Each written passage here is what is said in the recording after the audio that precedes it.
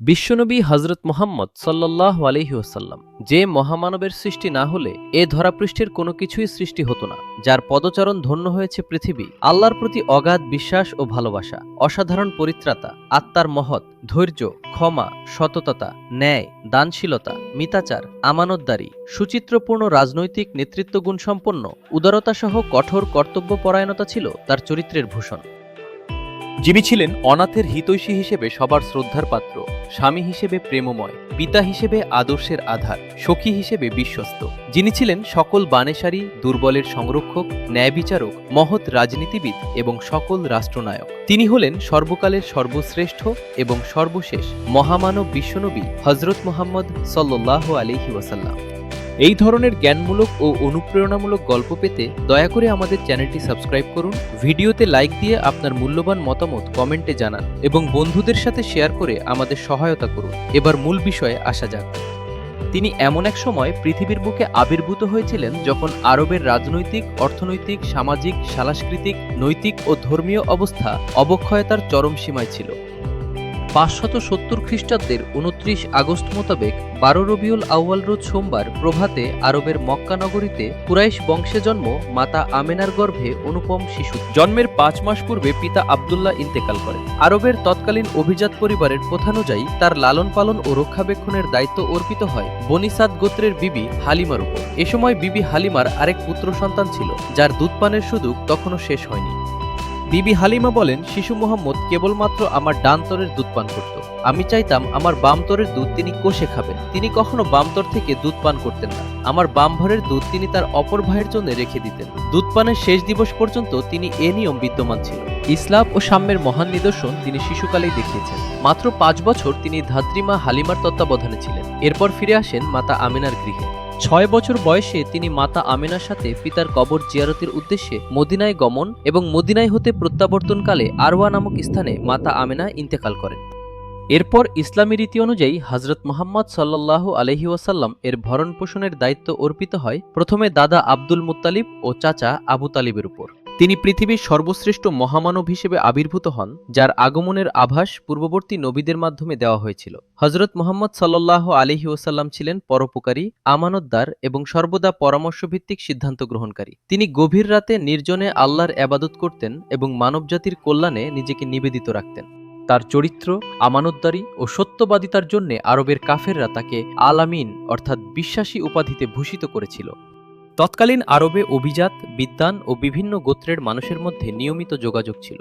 কৈশোরে হজরত মুহাম্মদ সাল্লাল্লাহু আলাইহি ওয়াসাল্লাম সামাজিক কর্মকাণ্ডে যুক্ত হন এবং হেরা গুহায় ধ্যান চিন্তায় সময় কাটাতেন। পরবর্তীতে তিনি সমাজে অসহায় ও দুর্বল মানুষের সাহায্যে এগিয়ে আসেন। মাত্র তরুণ বয়সেই তিনি হিলফুল ফুজুল নামে একটি সমাজ কল্যাণমূলক সংগঠনের সাথে যুক্ত হন, যার উদ্দেশ্য ছিল অসহায়দের সাহায্য করা এবং বিভিন্ন গোত্রের মধ্যে শান্তি ও ন্যায় বিচার প্রতিষ্ঠা করা। তার এই অংশগ্রহণ থেকেই বোঝা যায় শৈশব থেকেই তিনি শান্তি ও মানব কল্যাণ প্রতিষ্ঠায় নিবেদিত ছিলেন।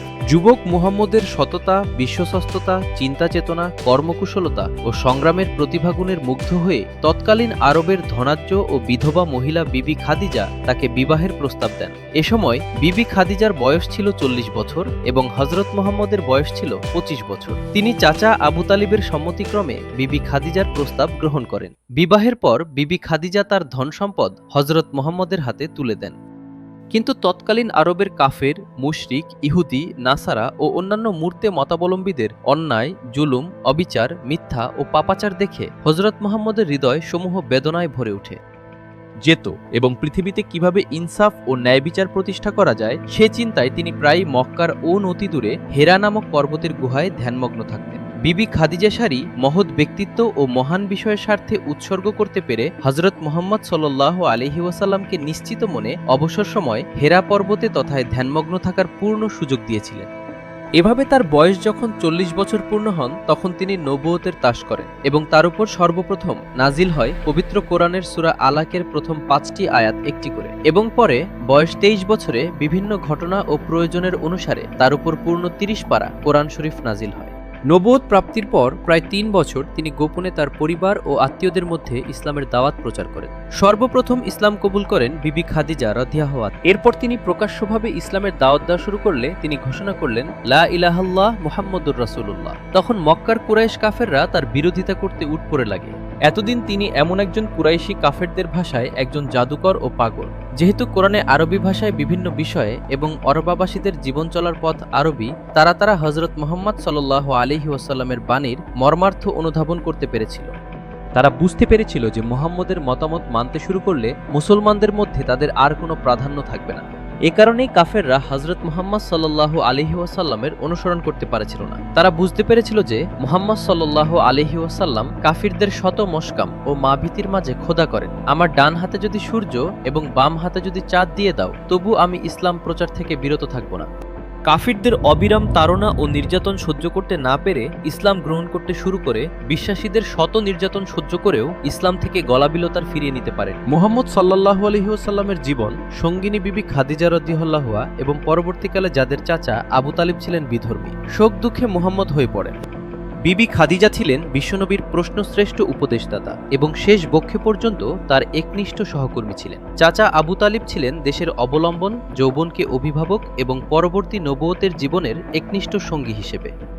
ইসলাম প্রচারের উদ্দেশ্যে তিনি তার জীবন বাজি রেখে প্রাণপণ চেষ্টা করেন এবং ইসলামের প্রচার ও প্রসারে তাইফবাসীদের কর্তৃক নির্যাতিত হন। তাইফবাসীর প্রত্যাখ্যানের বিশ্বনবীর অবশেষে 622 খ্রিস্টাব্দে 2 জুলাই নবুয়তের 18তম বছর ইতিহাসে মদিনায় ইসলামী আন্দোলনের একটি উপযুক্ত ক্ষেত্র তৈরি হয়েছিল।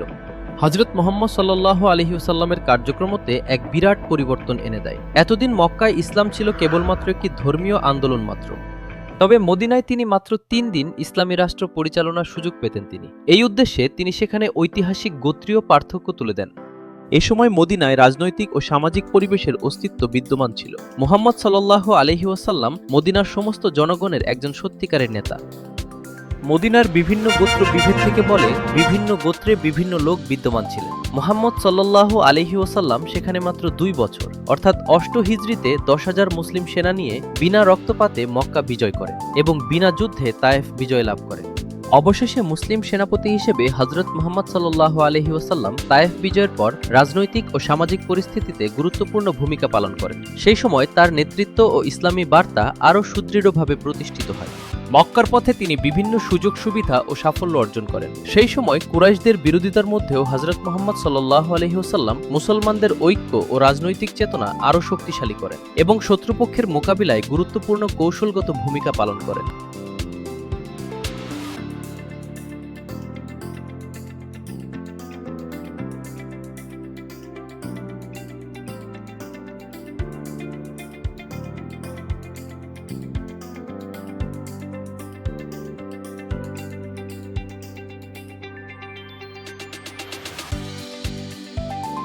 কিন্তু তিনি তাদের দীর্ঘমেয়াদী দিনের অধীনে থেকে আজ ইসলামের বিষয় উদ্ভাসমান, সকল অন্যায়, অসত্য, শোষণ ও লুণ্ঠনের রাজত্ব হিসেবে বিরুদ্ধ।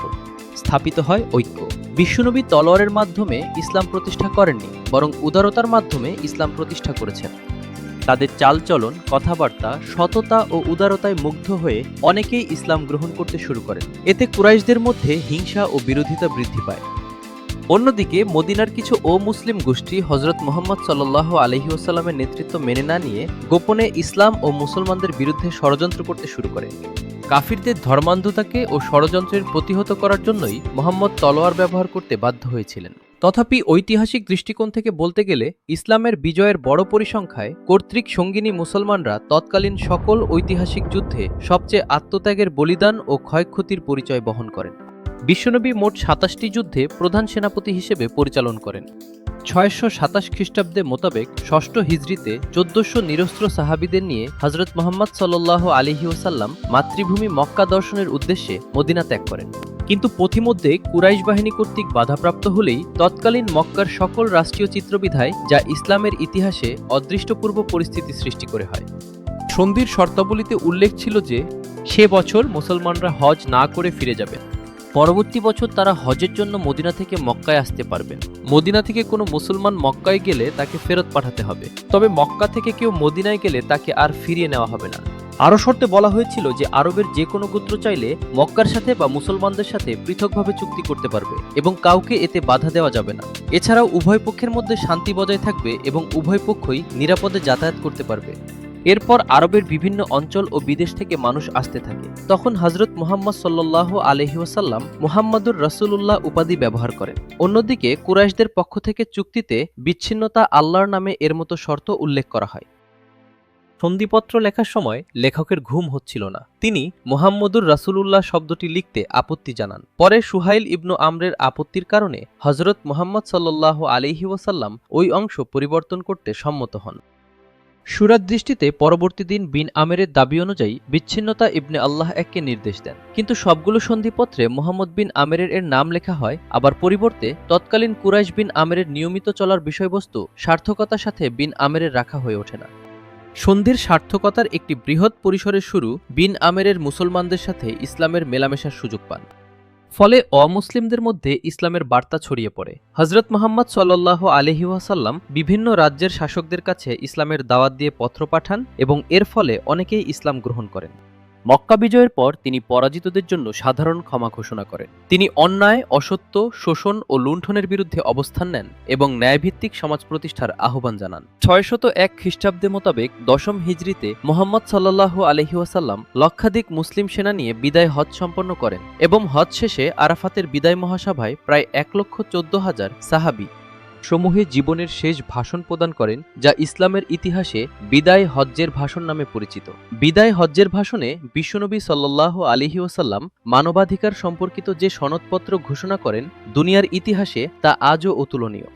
তিনি তার দীর্ঘ ভাষণে ঘোষণা করেন, হে মানুষ, আজকের এই দিন থেকে তোমাদের জীবন, সম্পদ, রক্ত ও মান সম্মান একে অপরের জন্য পবিত্র। কারো ওপর অন্যায়ভাবে আঘাত করা বা অধিকার হরণ করা কখনোই বৈধ নয়।